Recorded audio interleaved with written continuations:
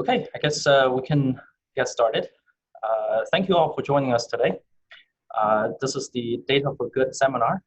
It's my pleasure to introduce our speaker, Phebe Vayanos. So Phebe is an assistant professor of industrial and system engineering and computer science at the University of Southern California. She's also an associate director of CAIS, the Center for Artificial Intelligence in Society. Her research focuses on artificial intelligence and OR, and in particular, optimization, machine learning, and game theory. Her work is motivated by problems that are important for social good, such as those arising in public housing allocation, public health, and biodiversity conservation. Prior to joining USC, she was lectured in OR and statistics group at MIT Sloan School of Management, and postdoctoral research associate in OR Center at MIT. She holds a PhD degree in OR and Master of Engineering degree in Electrical and Electronic Engineering, both from Imperial College. She served as a member of the ad hoc Informs AI Strategic Advisory Committee and is an elected member of the Committee on Stochastic Programming. She is a recipient of the Informs Diversity, Equity, and Inclusion Ambassador Program Award. So with that, let's all welcome our speaker, Professor Vayanos. Thank you very much, Fred. Thanks for that kind introduction. Thanks for inviting me as well. Adam, Andrew, and Fred for organizing the seminar series. I'm really excited to be here and to tell you guys a little bit about my work.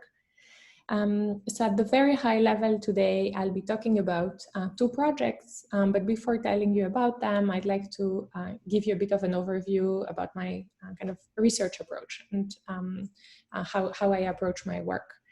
So as Fred mentioned, I am Associate Director of CASE, the Center for AI in Society, and what that is basically an interdisciplinary research center between the schools of engineering and social work at USC. And our mission is to collaborate with communities for a more just, healthy, and sustainable world. So a lot of the research that we do is research in artificial intelligence and operations research, but to address this kind of important, pressing societal problems. So in my research group, in particular, kind of the research approach that I try to promote with my students is to involve people that kind of care about the work that you do, practitioners, policymakers throughout the research project to make sure that the problem we're solving is actually important, and also in the hope that the work that we do will actually get deployed to make a positive impact on society. So at the very high level, all of our projects start from a partnership with community partners, with policymakers that share with us the problem that keeps them up at night, right? The single most important thing that if they solved, it would really make a positive impact. So usually this problem that they're faced with is a decision-making problem of some sort, although of course we also face some predictive or more analytics problems as well. They typically have some data at their disposal to help inform that decision-making problem. That data is though usually noisy and imperfect in some sense. So with my team, we go and formulate this decision problem as a mathematical optimization problem that unfortunately ends up usually being fairly complicated due to, the uncertainties that plague the real world, due to the fact that we don't usually have access to high quality data. And due to the fact that many of the problems we have to tackle are actually sequential in nature. And so a lot of the effort in my team goes to try and actually address that problem. And so because it's intractable, we usually try to come up with tractable approximation schemes with efficient solution methods to be able to solve it basically faster. And to be able to address basically instances that are relevant, like of size relevant for the problem at hand. These approximation schemes, they apply not only usually to the problem we actually set out to solve, but also to other problems of societal importance or not. And our ultimate goal is to actually go and deploy the solution methods that we have in the field to make a positive impact, to be able to also evaluate the approach and to make sure that with our partners that actually we are tackling the problem that we set out to solve. So today I'd like to talk about two problems in particular. The first one is the problem of allocating housing to homeless persons, and I'll spend a little bit more time on this first problem. And then I'll tell you about a very recent work on helping preserve species before they become extinct. For this first project, my main collaborators, student collaborators, I should say, were Duncan McElfresh from the University of Maryland, who visited the Center for AI and Society as a summer fellow a couple of years back, and then Ying-Xiao Ye, who's joined my research group last year. So in this work, the problem that actually motivated us that we're actually trying to solve is the homelessness crisis, that is plaguing LA at the moment. So if you guys have been in LA, you've probably seen some of the scenes that I'm showing on the screen here. Basically, there's a huge number of people that are actually forced to live on the streets or in homeless shelters. Just to give you a bit of the numbers so you understand how dramatic the situation is, we currently have 66,000 persons that are experiencing homelessness and only 21,000 housing units to help support these individuals. So there's a severe resource shortage.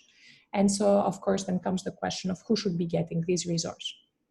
This resource shortage is also further complicated by the fact that we have inequities in homelessness. For example, Black people are disproportionately affected by homelessness. They represent 40% of the homeless population and only 9% of the general population. So naturally, as we are allocating these resources, we need to be thoughtful about these pre-existing disparities. So for this project, we have partnered with the Los Angeles Homeless Services Authority. That's the entity that's in charge of allocating housing resources throughout the LA area. And I'm working very closely with Eric Rice, who's an expert in homelessness and a professor in the School of Social Work. He's actually the co-director of CASE. And so on this photo, you can see basically my team together with policymakers at LAHSA discussing kind of the latest problem we are faced with and how we can best help them. So ultimately, at the high level, our goal is to help improve the way in which housing is currently allocated in LA. And today I'll just talk about one step we're taking it in that direction. We have kind of a ton of problems that we're currently looking at to help tackle this important endeavor. So at the very high level, the way to think about the problem of deciding who should get what housing resource, right? If you're in an OR person, immediately you think of this problem as a queuing problem. We have housing resources of different types. Here I'm illustrating the most supportive kind of resource, what is called permanent supportive housing, which is effectively provides you with indefinite housing for indefinite time. Then we have the second most supportive kind of intervention that is called rapid rehousing, which is a short-term voucher-based intervention that enables you to pay for rent. And then we have services which can cover substance use services and mental health services and things like that. So some people do not get a housing resource, unfortunately, and only get those kinds of services. So on the one side, we have these resources, and on the other side, we have individuals of different types, effectively with different lived experiences that arrive in the system. And so really what we're interested in is to finding out what the right way of matching these resources to those individuals is to help obtain desirable outcomes. So a natural question is then, how is housing currently allocated in LA? The answer is it's very messy, but here I'm going to describe kind of what the goal is, how they would like to do it, what the current policy is, even if the policy is not necessarily applied.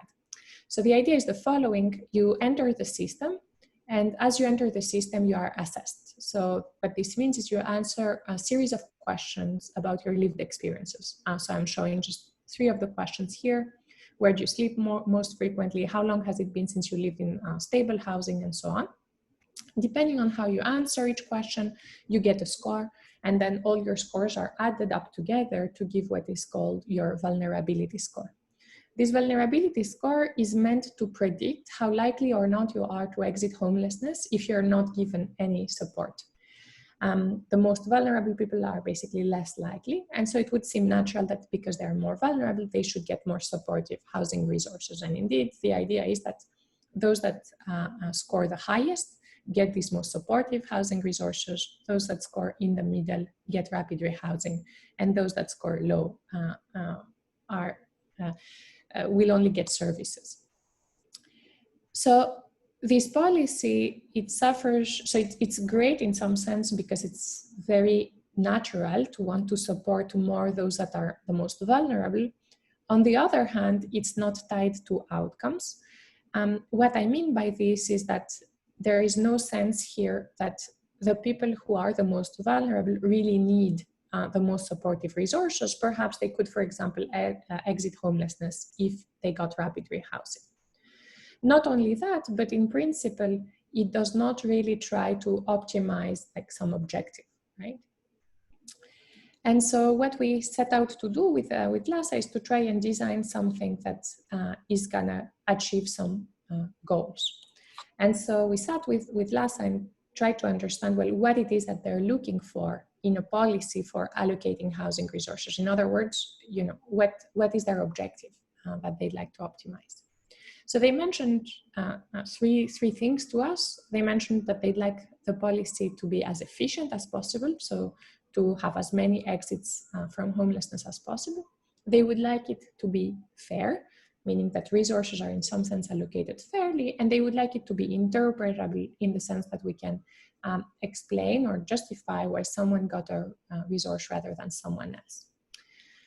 So these sound great, and you know they are desiderata of many systems that allocate scarce resources, but they're not very well defined, right? First of all, it's not clear what matters more if I describe the problem this way, and also each of them is actually very complicated to define. For example, let's pick efficiency. Homeless people actually follow very complex trajectories in and out of homelessness in the system, and so how to measure efficiency is actually not obvious. Should I look at how long it took them before they became housed, how long they stayed housed, the negative of how long they became they stayed homeless? Like what should I be? How should I be measuring efficiency is not clear. Even if we pick then fairness, the same is true, of course, for fairness. What is fair for me may not be fair for you. We may have different definitions of fairness. Some people may prefer having fairness in opportunity, while others may prefer having fairness in outcome, right? Which means that different people would have different chances of getting access to a resource, which may sound controversial. And similarly for interpretability, you know, one may be considering that just first come first serve is interpretable and desirable, while others may be okay with using a scoring rule or some form of decision tree based policy to kind of prioritize individuals for housing resources. And so again, what interpretability means is also not clear. And so as it happens, you know, LAHSA has this policy committee meeting in which all the policymakers come together, try to make policy decisions about how to change the allocation process to make it better. And it seems that the recurring issue for them is how they should be balancing these conflicting objectives. And these are not just 3 conflicting objectives, there are many, right? Because each of these elements has various facets.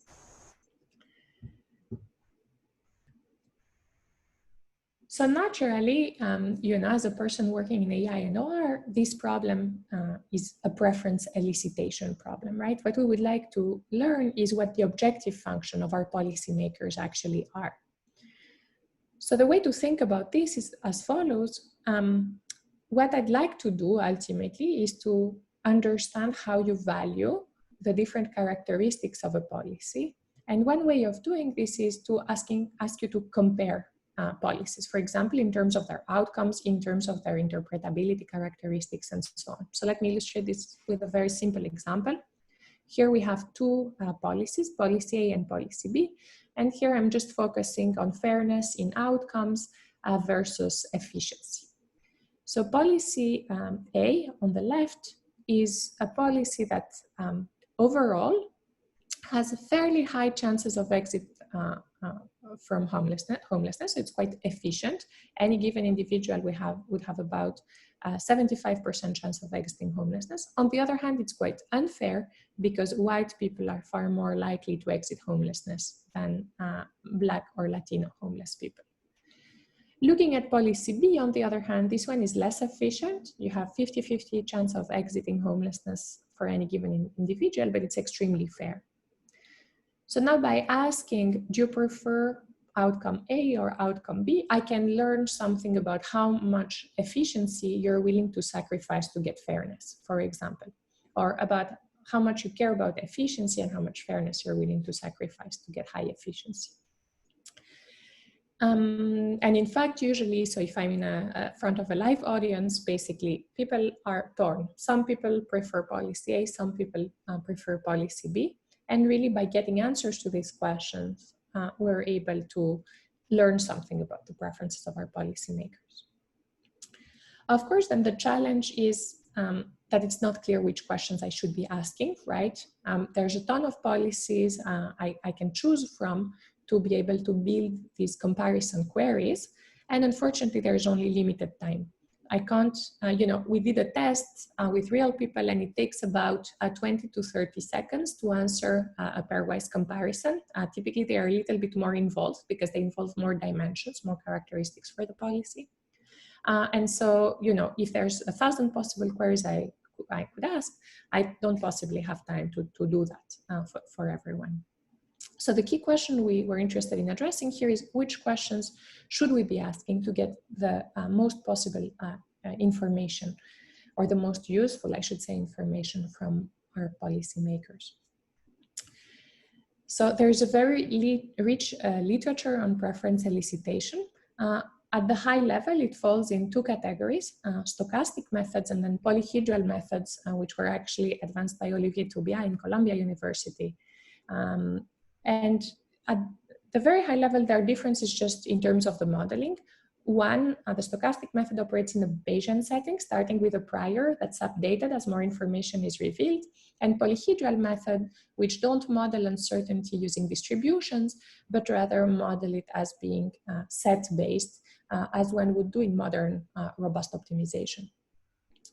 But what these approaches have in common, though, is that they aim to optimize information gained effectively, or decrease uncertainty as much as possible.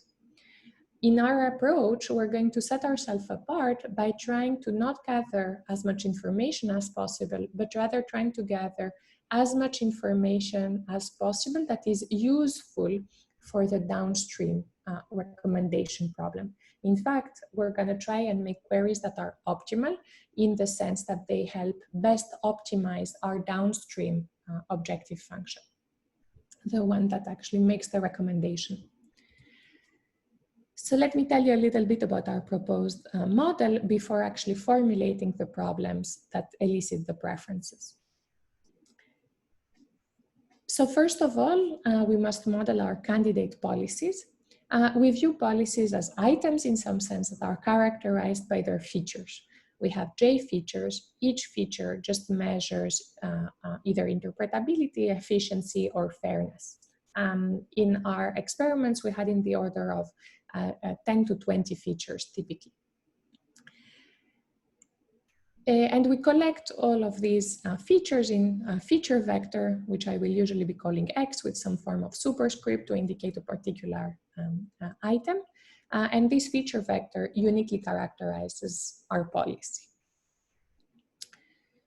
To ask questions, we have access to a query set, which is basically a set of candidate policies that we can use to build pairwise comparisons. So for example, here I have I candidate policies. I could choose any two of them to ask a pairwise comparison. For example, I could ask my policymaker to compare policy 3 and policy I. And so we can choose from our comparison set, which is nothing more than a pair of two indices of policies. This is what makes a comparison. Ultimately, what we'd like to do is to recommend an item. So we have what we call a recommendation set. This can either be a polyhedral set or a finite set or the intersection of a polyhedron with some integrality constraints, that's fine. And ultimately what we want is just to recommend one item from this set. And we would like this item to be in some sense the best or as good as possible for our policymaker, in the sense that they're going to like it as much as possible. And so this takes me to the modeling of the preferences of our user. For this presentation, just to minimize notation, I'm going to assume that my user is rational, meaning that they're always going to give me consistent answers. However, this is not restrictive. To give you an intuition about how we're going to model inconsistencies ultimately is by saying that when you're telling me you prefer A over B, most likely it means that you prefer A over B, but it could be that actually you have a small preference for B over A. It can't be that you really strongly prefer B over A. So given this, we can represent our user preferences using some unknown, of course, utility function that's just going to map the features of my items to a real number. The higher the number, the more you like the item. So if you're telling me you prefer X over Y, denoted with this inequality sign here, it's the same as if you were telling me that your utility for item X is actually greater than your utility for item Y. This is for the rational set. If you tell me you're indifferent, it basically means that your utilities for both items are actually equal. Again, this is for the fully rational set. So we propose to take this polyhedral approach to modeling uncertainty in the utilities or in the preferences of our users. This means that instead of working with distributions, we're going to work with what we call an uncertainty set, which is, you can think about this as the support of your distribution, is basically the set of all possible realizations of your utility function. This is very nice, both from a modeling and computational perspective. From a modeling perspective, it's nice because when I begin this process, I have no idea about which utility functions are more likely than others. Typically, we have zero information to begin with. From a computational standpoint, it's going to be nice because it's a lot easier to optimize over sets than to optimize in problems where we have distributions. So we're going to assume, following a huge stream of literature, that our utility functions are linear in the utility function parameters. So they're not necessarily linear in the features. I'm going to make this assumption in this presentation just to streamline notation. This is actually very common because then this utility function coefficient really indicates how much I like one feature over the other, or a combination of features over others. However, we're going to assume that we don't know the coefficients of this utility function, so this vector u, that are the weights of our linear function. We just don't know them. We're just going to assume that they live in this uncertainty set, and this kind of prior uncertainty set, we're going to call it u0. We're going to assume that this set u0 is a polyhedral set. This could in principle be relaxed, but it's quite uncommon actually to do that in the literature. That's why these methods are actually called polyhedral methods. A natural way to construct this set, for example, if you have no information at all, is just to say that all elements of U lie in a box between -1 and 1, or that all items have a utility that's between 0 and 1, etc. This basically captures that to begin with, we don't have information. What we want to do is to choose k comparison queries. And what is a comparison query? Again, it's just a pair of items. We denote the first item in the kappa query by iota kappa and the second one by iota kappa prime. So here we're asking, compare these two items effectively. When we make such a comparison query, the user has three options. They can say they prefer the first item, that they are indifferent, or that they prefer the second item. We encode this choice via vector S, for whose kappath element is basically either 1, 0, or -1, depending on how they chose to answer the query. So this will be uncertain in our case. So we choose the pairwise comparison and then we observe an answer to this query. So what happens kind of geometrically as we're asking comparisons and observing answers to the queries? Basically, we're going to be reducing uncertainty in our set. So we're going to be getting information about where the utility function coefficients of our user actually lie. So let's say we have these 3 items, x1, x2, and x3. So for illustration purposes here, each of these items is going to live in a 2-dimensional space. In other words, we have 2 features. Given these 3 items, we can, of course, compute their differences. And now, when I ask a comparison query, really what I'm asking is some information about the sign of u, your utility function, transpose the difference between the 2 items. So for example, if I'm asking, do you prefer the first or second item, really I'm asking you, does your utility vector lie on this side of this hyperplane or on the bottom side? If you say you prefer item 1, then I can certify that your utility function lies in the upper side. Asking you then if you prefer item 1 or 3, similarly, you can answer the top part or the bottom part. If you answer the bottom part, now I know that your utility function lies in this sort of dark green region. So one important observation here is that the kind of updated uncertainty set after I have asked you queries is dependent on both the questions I chose to ask you and the answers you gave me. So it depends on the data effectively that I chose to gather and on these uncertain realizations that are your answers. So basically the updated uncertainty set depends on the queries iota and on the answers S. In fact, we can write it kind of mathematically, right? It is the original uncertainty set for your utility function coefficients to which I add constraints, 1 for each query. If you said for all queries for which you answered you preferred the first item, I add a constraint of this type. For all the ones you said you were indifferent, I add a constraint of this type. And for the ones where you said you preferred the second item, of course, we add the opposite inequality. Note that these are actually strict, which is going to cause a little bit of complications, actually. So once we have made queries and observed answers, ultimately, what we'd like to do is to make a recommendation. So we want to try and recommend the best possible item in some sense, and we investigate 2 ways of making a recommendation. One is what we call risk-averse recommendation that tries to maximize the worst-case utility of the recommended item. And the second one is what we call a regret-averse recommendation, where we want to recommend an item that has the lowest worst-case regret. The regret is just the difference between the the utility of the item I should have recommended had I known your true utility, and the utility of the item I actually recommended. In this talk for the math, I'm kind of going to focus on the first part, but you can see the paper for the regret-averse part. It has a few complications, the regret-averse part. So to streamline exposition, I'm just going to discuss the first. So in the problem we faced with LAHSA, we have actually two types of problems we're facing. We have an offline elicitation problem, because what we want as part of our approach is to go on the streets and elicit the preferences of homeless people. So we consider them as being stakeholders in this system, and so we want to incorporate their preferences. We also have an online elicitation problem, which is what we face kind of with policymakers at LAHSA, where we have access to a computer and we can adapt the queries that we ask them over time in response basically to the answer they give us.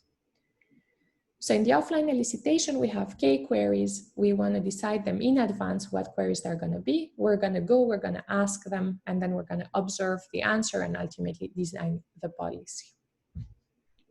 So this problem can actually be formulated as what is called typically a 2.5 problem, 2.5 stage problem. 2.5 stages, why? Because we have 2 decision stages and 2 stages when uncertainty is revealed. In practice, 2-stage problems do have decision uncertainty decisions, so they don't have this last kind of this last stage when uncertainty is again revealed. So it's a little bit more complicated than a two-stage problem. What it says is I first select the queries to ask, then I observe the answers, and these answers must be compatible with some utility vector. Then we make a recommendation that's going to try and maximize the worst case utility. This problem integrates the questions to ask with the downstream optimization problem. And this is very nice because it means that the queries we make are going to be as good as possible to try and make the best possible recommendation ultimately. So the data we gather is kind of the best possible for the problem we want to solve in the end. In terms of complexity, is this problem easy or hard? Well, at the high level, it looks quite hard because the first set of responses is decision dependent. The answers you can give depend on the questions I have asked. The second set is not only decision dependent and depends on the uncertainties observed in the previous stage, but it also involves strict inequalities. We have the following theorem that shows that if the recommendation set, this guy, is actually convex, our problem can be solved efficiently and there's no benefit in asking any questions. On the other hand, even evaluating the objective function of our problem is hard, even if the recommendation set only consists of 2 items. So this motivated us to try and obtain a mixed integer reformulation of our problem. And indeed, we show that this offline problem is equivalent to a mixed binary linear problem. So what's the idea? The idea is that you can eliminate the dependence on the decisions in this set because the respondent would never, it would never help them to provide in this minimization problem a query that's inconsistent that would make this set empty. And then we can relax these strict inequalities here. The proof is somewhat involves polyhedral theory. And the idea is that once you do that, then it means that it's never in the benefit of the minimization problem to respond to giving different answers, which enables you to kind of also get rid of some of the possibilities. So simplify the problem. And indeed, we obtained this mixed binary linear program reformulation. The details are not important. What's important is that in principle, you could solve it by plugging it into a solver. We have very efficient mixed integer solvers nowadays. Unfortunately, though, it involves an exponential number of decision variables and constraints. And so what we propose is a new column and constraint generation approach to solve it efficiently. The idea is you eliminate some of the possible responses. You have a relaxed master problem, what it's called in optimization. Then you solve this problem, you obtain a set of queries, and then you have a feasibility subproblem that's going to check if this set of queries is actually optimal or not. If it's optimal, it will give you a certificate. Otherwise, it will give you a violated scenario, and then you iterate until convergence, and we have a convergence proof, of course. We also investigate an online setting, which is more common in the literature, actually, where questions are chosen in an adaptive fashion over time. We propose to solve it in the same way that this is usually solved in the literature, meaning in a greedy fashion by identifying one question at a time. However, in contrast with the literature, we solve that problem optimally. So again, it would be the single most informative question you can ask. And this can be solved by enumeration, by just evaluating the worst case performance of each question to truly get to the best possible question you could ask. So it's very fast. So now going back to our actually problem that motivated this work. So remember, we're trying to match resources to individuals. So we design candidate policies that we're going to use to ask these comparison queries. The way in which we do that is we group individuals by score and by race. So create one queue for each possible score race combination. And then we have the different resources, 3 of them: rapid rehousing, permanent supportive housing, and services. And then we design policies. A policy is just a set of connections in this bipartite graph. So the graph topology actually represents our policy. We simulate the 50 policies, which include first come, first serve, and the current policy in place. and we record 21 features for each policy. This is our data set. And then we select strategically queries using our algorithm and compare with other algorithms from the literature. So these are our results just for this real data. I'm not going to show you synthetic data results today. And so this is the offline elicitation, meaning the problem where I select all queries in advance. On the x-axis, we see the number of queries. So each time I ask a query, I get information. The recommendation I make is better, and so it has lower regret. And we see that as we increase the number of questions, the regret of our approach, which is shown in red, decreases. On the y-axis here, just to be clear, we're showing the normalized regret. 0 means the regret if I had asked you all the possible questions, and 1 is the regret if I don't ask you anything, so to begin with. What we can see, we're comparing here with random, which is shown in blue, is that asking questions at random, which would be a viable approach, turns out performing a lot less well, meaning we have far higher regret. And this band just shows the realization over different sets of random queries. Evaluating random, by the way, evaluating the performance of random query was not possible until our approach was developed. So even that is a contribution. However, as it turns out, it's slower than just optimizing, just because there's too many combinations of random queries to ask to kind of evaluate them all before choosing the best. We also evaluate the online, our online approach. Again, here, red is our proposed approach.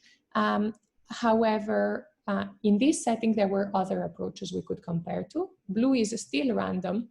And then we have 2 approaches from the literature, which are based on this analytic center idea. Basically, what they do is they try to reduce uncertainty as much as possible, which of course is a very viable objective. And then they say, okay, then I'm going to ask the query that passes the closest possible from the analytic center to try and slice my uncertainty set in 2. So no matter what you respond, I will get a lot of information. Then in terms of the recommendation, one recommends kind of a safe item that's closest to the analytic center, and the other green approach would would optimize the risk-averse recommendation problem to make a recommendation. So it optimizes the recommendation part. As we can see, our approach has far lower worst-case regret. It makes sense. This is what it optimized for in selecting the queries. It also has a very good worst-case rank, although this is not what we optimized for. So as I ask queries, even with just 7 queries, when I have so many items, I'm still able to consistently recommend the item that ranked first. The worst case here is taken over different random agents. We're looking to deploy this approach in the real world. So this is a small video of our interface that we have. First, we have a small part that kind of does a training for you, and then you select the number of queries you want to answer. It then shows you on the left and the right 2 policies that you're asked to compare. So it shows you different fairness and efficiency metrics. And at the very end, you can answer if you are prefer one policy, the other of, or if you are indifferent. Okay. All right, so this concludes the first part of my talk. And now I'd like to take a little bit of time to tell you about the second project that is kind of at more preliminary stages, which is concerned with biodiversity conservation. So as you all know, nature is declining at the moment. Basically, we have species that are becoming extinct at rates unseen before, and this is having grave impacts on people. This is normal because actually biodiversity is essential to human survival on Earth. Ironically, though, the main cause for this extinction is human-induced degradation. So we deforest areas, and so what happens as a result is that animals die, entire species disappear because they don't have basically a place to live anymore. So for this work, we are partnering with Panthera, and in particular with Hugh Robinson, who is Panthera's Director of Applied Sciences. So just to show you a little bit of illustration. Oh, and by the way, so our main intention here was to try and protect the jaguar. The reason is that the jaguar is what is called an umbrella species, meaning that if you're able to protect the jaguar, then you should be able to protect entire ecosystems.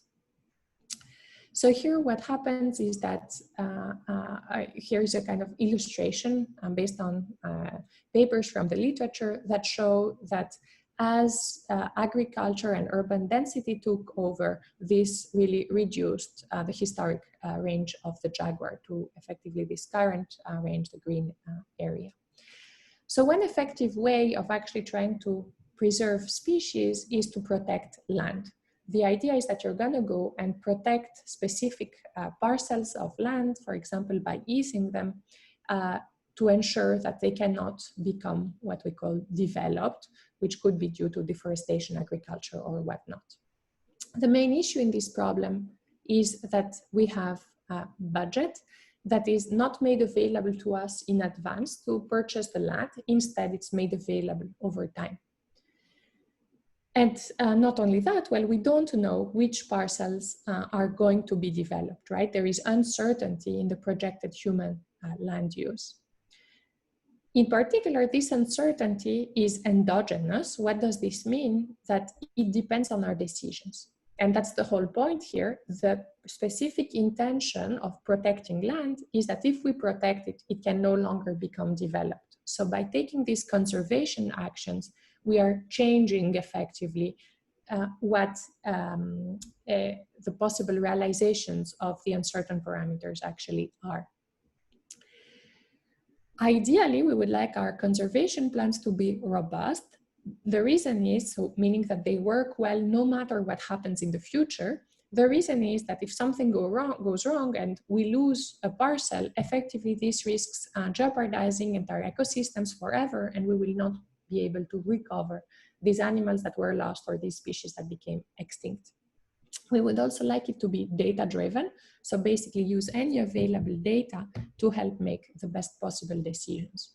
And finally, we'd like it to be adaptive in the sense that depending on what is becoming developed over time, we would like to be able to change the conservation actions that we take. So a good question at this point is how are decisions actually made at the moment? I would say the state-of-the-art software for deciding what parcels to protect is something called Marksan. And of course, there is far richer literature. I'm just focusing on this here because this is the main way in which these decisions are currently made. So what does this say? This solves effectively a binary program. The decisions are which parcel to protect. So xi is 1 if I choose to protect a parcel and 0 otherwise. For each species J, we have a target. Here they take a multi kind of species approach that they want to be protecting multiple species at once. We have some targets and we would like to protect at least that many animals. So Rij is the number of animals of species J that are in parcel I. And so therefore this inequality here just ensures that we have enough animals from each species that we save. And we want to meet these constraints at lowest possible cost. So it costs an amount Ci to purchase a parcel. And so we want to meet these targets while minimizing our cost. So the key observation here is that this formulation does not take at all into account the probability of development or the fact that the parcels that I'm not actually protecting, they may get lost.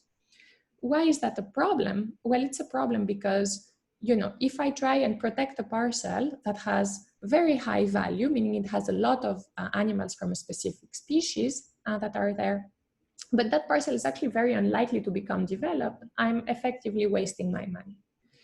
And so I want to emphasize here that the probability of development is very important, right? So we need to take that into account when deciding which parcels we're going to protect and which ones not. So let us show you our formulation. In our formulation, we have a problem over time. At each time, we select which parcels to protect. So xi1 is 1 if I choose to protect parcel I at time 1. And in between my conservation actions, some pieces of land become developed, and this is modeled with the uncertain parameters xi-it, where xi-it is 1 if the parcel has become developed and 0 otherwise, and this at time t. So we have this very complicated formulation which captures the intricacies basically of the problem. So at each time we have a binary decision that decides whether to protect the parcel or not, much like in the other formulation, except that we have time here. These are adaptive. They are allowed to depend on the set of parcels that have become developed in the past. So they adapt to our observations. This constraint ensures that if I have protected something, it remains protected. This constraint, the second one, stipulates that if a parcel has been developed, I can no longer protect it. This one is my budget constraint, and my objective is to minimize the worst case value of the parcels that are lost. So instead of trying to optimize what I protect, I minimize what I lose. This problem is very hard. I'm afraid I'm running a little bit out of time, so I'm just going to show you some results that we get by using this formulation rather than the other one, and I'm just going to skip the reformulation step for a moment. So remember, the difference between what we do and what the other approach does, Marxan, and most approaches from the literature, is that we take into account the chance that parcels will get lost if we don't protect them. So we're going to try and protect parcels that are likely to get lost. To help inform our model, we use data that comes from various sources. So we use the conservation value, which is basically the density of jaguars in various areas. This was obtained from our paper from our collaborator, Hugh in Panthera. We obtained the cost of protection by using a model that appeared in PNAS in 2002 to help, based on the various features of our parcels, the mean temperature, the mean precipitation, the canopy, to estimate how much it will cost to protect each parcel. Finally, we use from the NASA SEDAC the development threat. This is the figure on the right, which basically shows how likely a parcel is or not to get developed. Based on this data, we build a model of uncertainty where basically we use the features of our of the land and the threat level to help group together similar parcels and to have parcels that have similar characteristics and similar threat levels basically together. So let me show you our numerical results that compare our approach to Marxan, the state-of-the-art approach, and also to a knapsack formulation, which is probably what an optimizer would have thought about doing to begin with. So on the left, we show the value of the parcels we protect. Value here means effectively the number of animals that we save. What we can see is Marxan protects parcels that have higher number of parcels, with have a higher number of animals, which makes sense. So the protected parcels, we have higher density. However, I would argue that this is not what we care about. What we care about is not losing animals, meaning that in the parcels that never got developed, how many animals are there left? And actually, what we can see is that we lose far less animals than Marxan actually when we take that viewpoint, and this is what's important. Let's look also at connectivity. Connectivity is considered important. Here I mean connectivity between parcels, because the larger the more the connectivity, the more animals can travel from one parcel to the other. So what we would like to have is large connected areas. If you look at the protected parcel, and note that neither approach looks at connectivity, at least not in the simple formulation that we considered, and Marxan has far higher connectivity in the parcels that are protected. However, if I look at the connectivity of parcels that have not been developed, meaning the real space that animals can use to travel as their habitat, our approach, the red approach, actually has far higher connectivity, which is of course desirable. We compared our approach also to a knapsack that just optimizes value subject to a budget constraint. These results are shown here, and what we see is that our approach strictly dominates knapsack, no matter what the value of loss, because it has always a higher chance that the value of loss will be smaller than any given value. So let me now briefly conclude my talk. I illustrated two examples in homelessness and biodiversity conservation where new research in AI and optimization can be used for social good. I hope that I convince you that there's huge benefit in working with community partners. The reason is that they can really pinpoint important problems that, for which new research is needed to address them. It can help us solve some of the most pressing problems of our time effectively by doing this research. There's a huge number of more interesting questions that we're looking to address in these domains, and I'd be happy to talk about them. I want to acknowledge support from the Conrad Hilton Foundation and from the NSF for each of these two projects. And these are my references. Thank you so much. Well, thank you very much, Phoebe. So we have some time for a couple of questions. If you have questions, please type into the Q&A window in the bottom.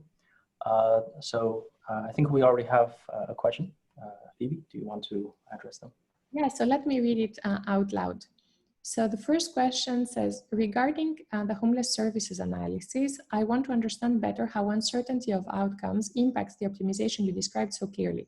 LAHSA must predict ahead of time which housing choices, which mapping of individual to service will result in which outcome, what level of exit from homelessness, etc. And that prediction will have sizable error. Good. How does that uncertainty alter the pairwise optimization? For example, as a policymaker, I might prefer a policy with 80% efficiency and 10% uncertainty to a policy with 10% efficiency and 40% uncertainty. Yeah, this is a great question, actually. So we haven't looked right now at uncertainty in the prediction outcomes. In principle, our approach could be extended to include such considerations. What has prevented me from looking at this at the moment is that this data is very complicated. So it's even more complicated than what is asked actually in the question. So the data that we have access to is what is called like observational data. And this means that basically the way in which housing resources were assigned to individuals was not random. It followed some rationale, right? Not necessarily the policy I described, but at least the way in which people were placed in resources depended on the features of the individual, some of which we cannot even see in the data set, right? When you can see an individual in front of you, it's far more than just the answers to that assessment. And those characteristics, even the ones we don't have access to, actually impact the outcome of this intervention. And so what we're doing right now in the direction of this question is precisely to try and understand when we are actually estimating the performance of a particular queuing policy, can we even do that accurately? Which is an even harder question, not because, you know, if I use machine learning, always I have some estimation error, but even more so because we have this observational data, which in addition to all these complications is also super noisy because we can see assessments done to the same person over time and some of the answers like changing. And so it's not clear which one you should be using. So right now we have like a number of projects that are precisely trying to get at that question, which is just, okay, if I give you a policy and you're trying to evaluate how that policy is gonna do, how good of a job are you doing? So this is a great question. I feel that it's hard for me to address it without being able to answer this complicated set of questions I just described. Does that help? Hi, Phoebe. The participants are on mute, so I'm just gonna ask another question now. So thanks for the talk. I thought it was very clear and very high impact, and the math behind is pretty cool. So my question is, how do you deal with the sort of inconsistency of answers when you're like going out in the field and collecting surveys? I think because some of the results I think depend on like some notion of consistency, so you don't end up with like an infeasible solution. Yeah, a great question. So in the base model, if you think about like the model, we're saying, well, if you tell me that you prefer item A over item B, I'm directly saying, oh, your utility for item A is greater than your utility for item B. In the inconsistent setting, so if I'm allowing for inconsistencies, I'm saying, okay, when you're telling me you prefer item A over item B, it just means that your utility for item A can't be a lot lower than your utility for item B. So I have kind of some error budget that must be allocated between inconsistent questions. Effectively, what this means is that when you're giving me an answer, I don't really trust it, and I'm gonna have a larger uncertainty set somewhat than if I had trust your answer. Of course, you know, I can show you some results on like synthetic data with inconsistencies. This would be the last row here. So I have exactly the same data in all figures, and this is the same shape of figures that we've seen before with the number of questions on the x-axis, and all that changes is how much inconsistencies I allow. If we have zero inconsistency, then obviously I can learn very fast based on your answers. But then as we increase the level of inconsistency, I trust less and less what you're telling me. And so the information I get is really very little. And so I'm not able to do as well if I don't trust your answers. Okay, yeah, that makes a lot of sense. And just a quick unrelated question, maybe a lot of people might be wondering, so we have a lot of masters and undergrads here, how do they find more information about these works? Sure, yeah, so you can check out my webpage for the work that is done specifically in my group. We also have more work that is like from other colleagues of mine in the USC Center for AI in Society website, for which the address is base.usc.edu, I believe.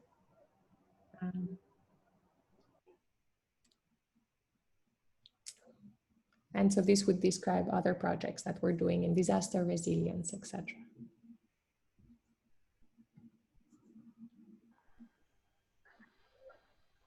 Hi, Phoebe. Can I ask you a question? Yeah. So this is a non-operations research or a question from a non-expert.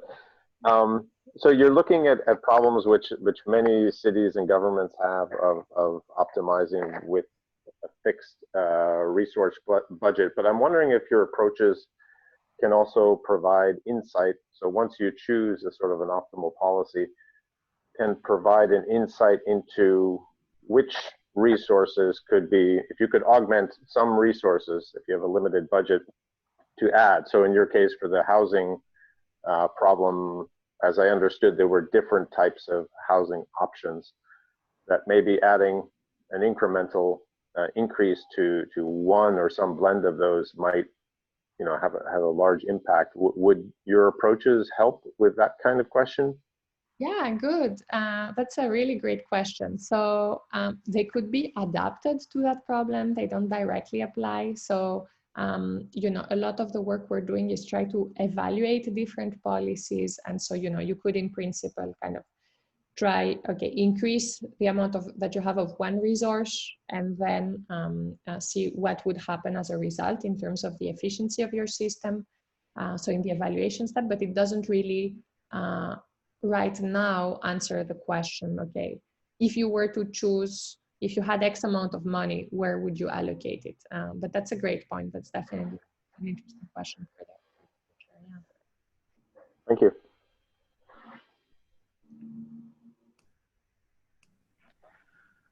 So I think we are about out of time. So we can wait for a few more seconds if there are some urgent last-minute questions.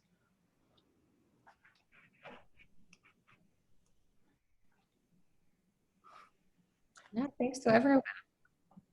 And don't hesitate to reach out by email if you have questions. So great. So I think this is the end of the seminar. So on behalf of the Smart City Center, we want to thank you, Phoebe, for giving this excellent talk, and thank you all for coming to this Data for Good seminar. Thank you. Thank you. Thank you, Phoebe. Thank you so much. Thank you.